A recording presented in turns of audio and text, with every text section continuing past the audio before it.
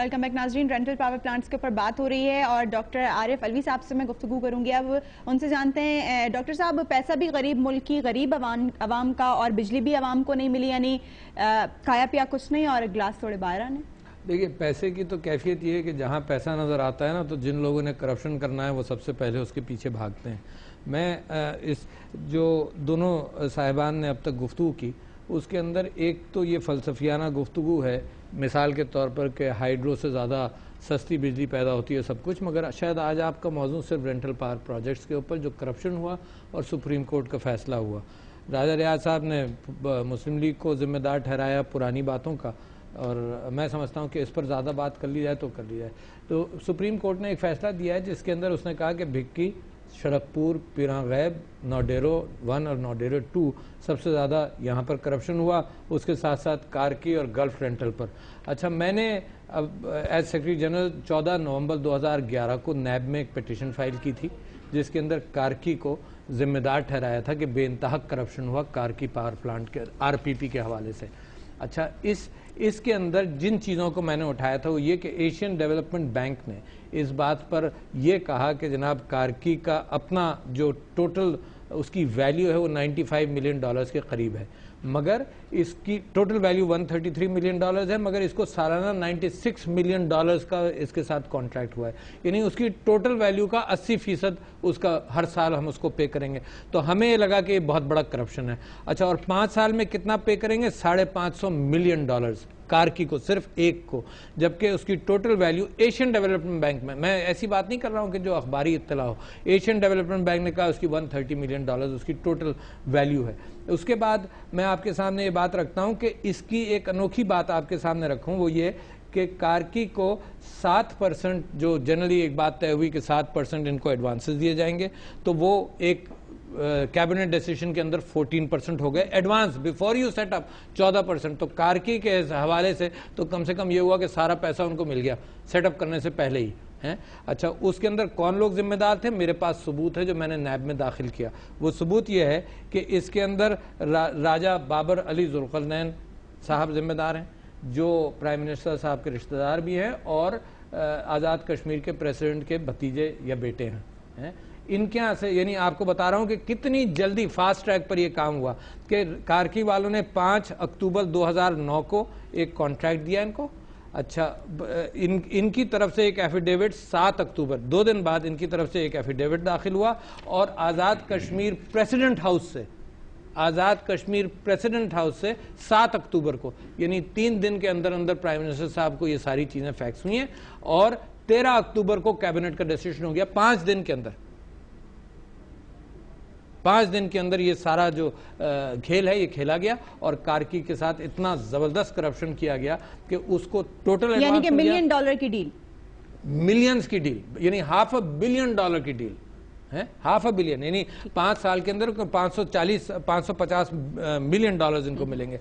तो इस एप्लीकेशन के अंदर हमने सारी चीजें खोली और मैं समझता हूं कि सुप्रीम कोर्ट ने तो सिर्फ इसको नहीं बल्कि सारे रेंटल पावर प्रोजेक्ट्स को उन्होंने कहा कि ये इलीगल हैं, इसके अंदर बड़ा पैसा खाया गया है और हुकूमत का काम यह है, मेरा ख्याल तो ये था ना कि हुकूमत का काम था एक तो प्रिवेंट करती, मगर इसमें प्राइम मिनिस्टर हाउस तक मुलव्वस हैं लोग। और ये भी तारीख में पहली दफा हुआ कि किसी भी प्रोजेक्ट पे इतनी तेजी से काम इतनी तेजी, मैं तो 5 दिन की बात कर रहा हूँ आपसे कि 5 दिन के अंदर ये अप्रूवल्स हुए। कभी होता है जी, है ना, कि 5 दिन के अंदर कॉन्ट्रैक्ट दिया जाए। राजा जुल्करनैन साहब जिन फैक्स करें आजाद कश्मीर के सदर के फैक्स मशीन से और प्राइम मिनिस्टर हाउस फैक्स जाए और 5 अक्टूबर को 5 दिन के अंदर अंदर ये बात डिसाइड हो जाए कि जनाब दिस इज एक्सेप्टेबल।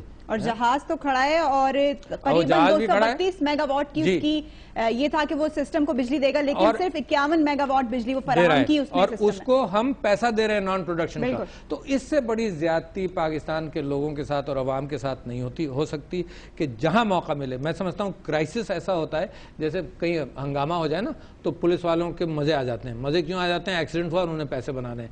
क्राइसिस से चोर भी पैसे बनाता है। तो इस हुकूमत की जिम्मेदारी है कि इसको खोले, अगर नहीं खोलेगी तो एक ही इदारा पाकिस्तान में रह गया। यानी हमने नैब को लिखा, नैब डिड नॉट टेक एक्शन। आप देखिए कितने अफसोस की बात है, नैब को तो एक्शन लेना चाहिए था, नैब ने नहीं लिया तो सुप्रीम कोर्ट ने फिर भी एक्शन लिया। तो मैं आपसे ये कह रहा हूं कि सारे इदारे कोलैप्स कर गए, सिर्फ सुप्रीम कोर्ट का भरोसा रह जाता है। सुप्रीम कोर्ट कहां तक देखेगा, किस किस चीज को देखेगा, है ना? परेशानी की बात है। सुप्रीम कोर्ट मैं आपकी थोड़ी सी तवज्जो चाहता हूँ। देखें, एक तरफ तो आप ये कह रहे हैं कि रेंटल प्रोजेक्ट्स को कितनी तेज़ी से मुकम्मल किया गया और उनको पाए तकनीक तक पहुँचाया गया, और दूसरी तरफ एक लेटेस्ट रिपोर्ट आपके सामने आई है, मेरे ख्याल में शायद आपकी नज़र से भी गुजरी हो, ईरान और चाइना के हवाले से आई है, जो चाइना ने और ईरान ने आपको इलेक्ट्रिसिटी देने की जो ऑफर की हुई है, वो पिछले 4 साल से आपको ये कह रहे हैं कि चाइना जो है वो आपको दे रहा है 300 रुपये पर घर के हिसाब से और अनलिमिटेड, और ईरान आपको दे रहा है 1.38 रुपीज़ पर यूनिट। अब देखें, अब अगर उस पर आप काम करते हैं तो मेरे ख्याल में मुल्क में बिजली का बहरान भी ना होता और मुल्क में लोग सस्ती बिजली भी इस वक्त हासिल कर रहे हैं। साहब, मगर उसमें पैसा नहीं है, उस चीज में, उस डील के अंदर पैसा नहीं है। मैं तो आपको एक बात करना चाह रहा था कि ये देखें कि कितना बड़ा एक ब्लंडर है कि अगर आप मुल्क के लिए कुछ करना चाहते हैं तो ये 2 चीजें आपके सामने हैं, और फिर आपको ये भी कहने की जरूरत नहीं पड़ेगी कि फलान डिक्टेटर ने ये नहीं किया, फलान जमात ने ये नहीं किया। आप तो कुछ कर दीजिए, अगर आप कर देंगे तो हम आपके एहसानमंद हो जाएंगे, लेकिन अगर आप करें भी ना और शोर भी मचे और फिर आप करप्शन भी करें और हम बात भी ना करें, तो मेरे ख्याल में ये तो फिर सिंसियरिटी नहीं है टूवर्ड्स द पीपल और टूवर्ड्स द कंट्री। चलें, ठीक। शेख रोहेल असगर साहब, राजा रियाज ही से पूछ लेते हैं, जो ये बात की गई, राजा रियाज साहब, सिर्फ कारगिल रेंटल पावर प्लांट को लिया जाए तो उसमें इतनी बड़ी करप्शन सामने आई है, क्या ये बात दुरुस्त है कि अपने अपनों को रेवड़ियां बांटी गई, अपने अपनों को नवाजा गया? मोहतरमा, देखें, आज सुप्रीम कोर्ट ने एक फैसला दिया है और उन्होंने कहा है जी कि इसकी इंक्वायरी की जाए, और वो केस उन्होंने नैब को भेजा है। अब ये पहले जो फतवे दे रहे हैं मौलाना हजरात, मैं तो इन फतवों का जवाब नहीं दे सकता। नैब में केस जाना है, वहाँ पे इंक्वायरी होगी, जो जिम्मेदार लोग हैं वो सब सामने आ जाएंगे और उनके खिलाफ कार्रवाई होगी। ये अब पहले से ही अगर फैसले सुना के बैठे हुए हैं और फैसले सारी चीज़ें इन्होंने दरख्वास्त दी है, सुप्रीम कोर्ट ने कहा है कि नैब मुतलका आदमियों के खिलाफ इंक्वायरी करे और उनके खिलाफ एक्शन ले। जिम्मेदारों का तयन तो बाकी है ना, असल बात तो जिम्मेदारों का तयन है। सुप्रीम कोर्ट में भी ये वाज़ेह हो चुका है कि कोई भी काबिल ज़िक्र इन्वेस्टर नहीं था। की जाए, सुप्रीम कोर्ट ने ये कहा है कि राजा परवेज अशरफ भेज दिया है। जब नैब में केस जाएगा, इंक्वायरी होगी, वहां पे जो जिम्मेदार हैं वो अपनी सफाई में बात करेंगे। ये एक हमारे मुल्क में रिवाज हो गया है कि हर चीज को कहना जी अरबों चले गए जी, जितना मुल्क का बजट नहीं उससे 3 गुना ज्यादा करप्शन ये उठा के मौलाना हजरात रख देते हैं।